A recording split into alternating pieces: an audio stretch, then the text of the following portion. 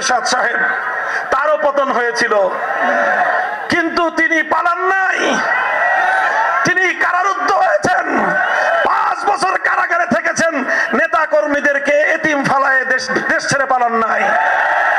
বেগম খালেদা জিয়া মুমূর্ষু অবস্থায় হাসপাতালে শুয়ে মৃত্যুর সঙ্গে পাঞ্জা লড়েছেন, এরপরেও তো নেতা কর্মীদেরকে এতিম বানায় দেশ ছেড়ে পালান নাই। এবার শেখ হাসিনাকে তার সময়ের রাজনীতিবিদ এরশাদ এবং খালেদা জিয়ার সঙ্গে তুলনা করে আওয়ামী লীগের মধ্যে যদি একজন মানুষও বিবেকবান থাকেন, আপনার নেত্রীর ব্যাপারে আপনি সিদ্ধান্ত দিয়েন। এই নেত্রীর পিছনে যারা রাজনীতি করেছেন, আপনার রাজনৈতিক জীবনটাই ব্যর্থ।